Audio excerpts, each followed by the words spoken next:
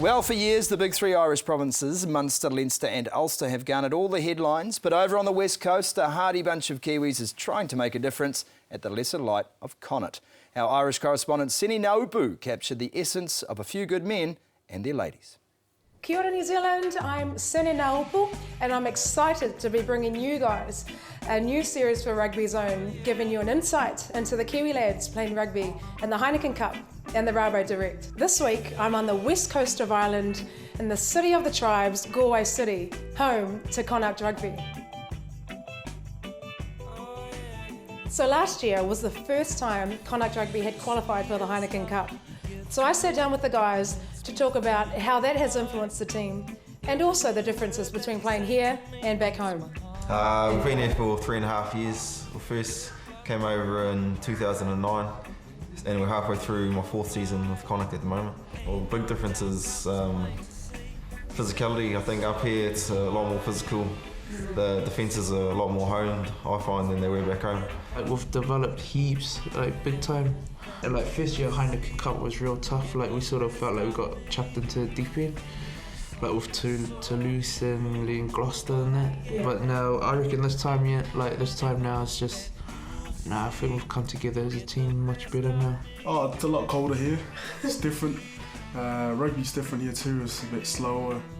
And there is back home. Back home, you're always on the run. It's harder for backstoppers if it's raining and the weather's bad. You get cold just standing there. Obviously, a lot more emphasis on the scrum over here compared to New Zealand. Teams tend to use it more as an attacking weapon rather than just to restart play. I find the ball seems to come back towards the forwards a lot more than in New Zealand. You tend to be chasing it a lot more, and you find yourself in the game a wee bit more with a few more set pieces and the close quarter stuff. The Kiwis that we've always recruited have always had massive impact here, not just on the pitch but off the pitch as well in terms of their preparation.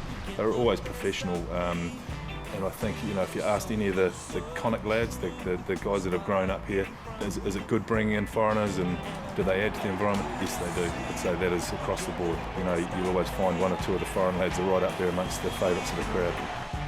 Yeah, I'm really enjoying the rugby here in Galway. The lads here are keeping it close quarters, especially with the Kiwi families that have been here.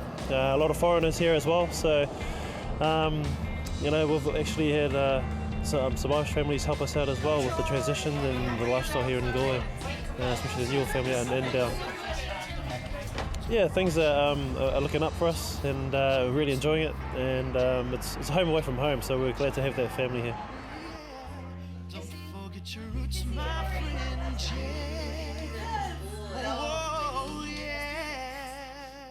So there you have it. I hope you enjoyed your wee tiki tour of Galway and getting an insight into the Kiwi guys playing for Connacht Rugby and their families. I am outies because I am freezing my butt off, and I know you guys are enjoying your barbecues back home. Sumo. Thank you, Sene. Did she know what you're getting for Christmas? No, barbecue. She's just teasing me. She is teasing you. SeneNaoupu.com is the website. Go and see Sene. She put that together, of course, the wife of George Naoupu.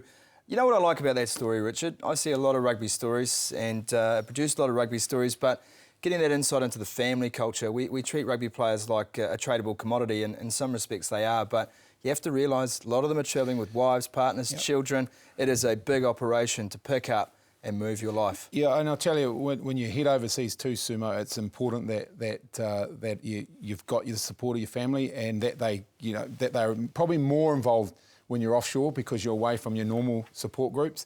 And I've seen it particularly in my time in Japan, where guys have come over and the family haven't really settled, and that affects the ability of the player to go out there and literally do his job. So yeah, you tend to spend a lot more time with your family when you're offshore, and it's great to see it.